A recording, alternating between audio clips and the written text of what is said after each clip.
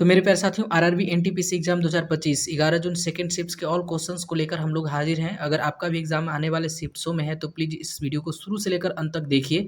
बहुत सारे क्वेश्चंस हो सकते हैं रिपीट भी कर जाएं। मेरे प्यारे साथियों 100% एक्यूरेट यही क्वेश्चंस पूछे जा रहे हैं, बिल्कुल ही ऑथेंटिक क्वेश्चन है। तो चलिए क्या पूछा था देख लेते हैं।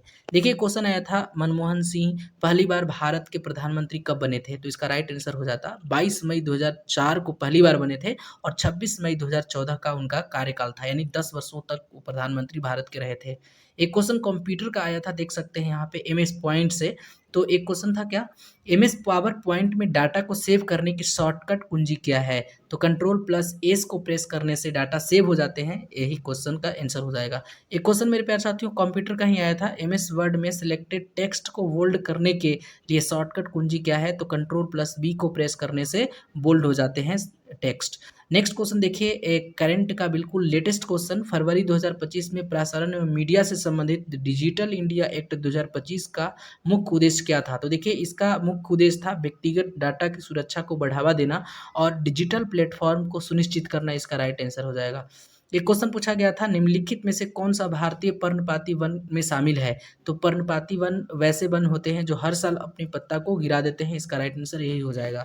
नेक्स्ट क्वेश्चन पूछा गया था, निम्नलिखित में से कौन सा धन वाद्य यंत्र नहीं है, तो देखिए इसमें ऑप्शंस भी दिए गए थे। ऑप्शन था मंजीरा, मृदंग, जल तरंग या खड़ताल, तो इसका राइट आंसर मृदंग हो जाएगा।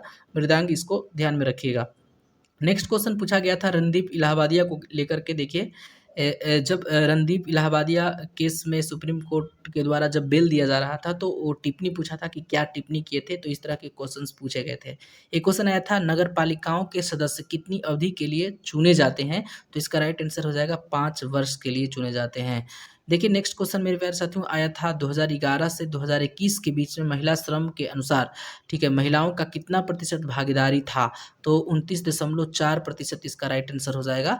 नेक्स्ट क्वेश्चन था 2011 की जनगणना में भारत में जीवन की प्रत्यास्था दर कितनी है, तो 2011 की जनगणना में भारत की जीवन प्रत्यास्था 65.5 वर्ष को लगाया गया था, 65.5 वर्ष। नेक्स्ट क्वेश्चन मेरे प्यारे साथियों, इनमें से कौन लोक अदालत की विशेषता नहीं है, तो देखिए इसके ऑप्शंस तो हमें नहीं मिल पाए हैं, लेकिन यही एक्यूरेट क्वेश्चन थे। नेक्स्ट क्वेश्चन है, राजस्थान में कौन सी नदी नहीं बहती है, सॉरी नहीं बहती है नहीं है बल्कि बहती है, तो ऑप्शंस भी थे लेकिन लूनी भी एक ऑप्शन में था, तो यही इसका राइट आंसर हो जाएगा, राजस्थान की जीवन रेखा। नेक्स्ट क्वेश्चन, हाल ही में प्रधानमंत्री नरेंद्र मोदी की निजी सचिव कौन बनी है, तो निधि तिवारी इसका राइट आंसर हो जाएगा, ध्यान में रखिएगा।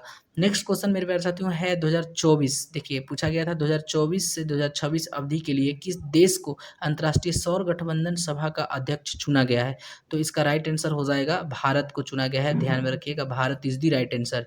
देखिए क्वेश्चन आया था, भारत में मानसून वापस किस कारण से लौट जाता है, तो आईटीसी जेड के दक्षिण की तरफ स्थानांतरण होने के कारण भारत में मानसून वापस लौट जाता है।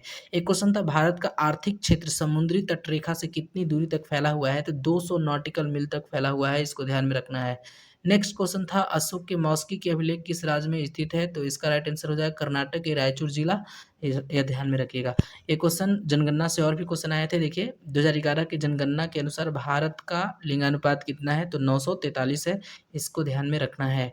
नेक्स्ट क्वेश्चन देखिए पूछा था, भूटान और बांग्लादेश दोनों, ठीक है, भूटान और बांग्लादेश दोनों से सीमा बनाने वाला भारत का कौन सा राज्य है, तो असम और पश्चिम बंगाल ऐसा 2 भारतीय राज्य हैं जो भूटान और बांग्लादेश के साथ सीमा को साझा करते हैं।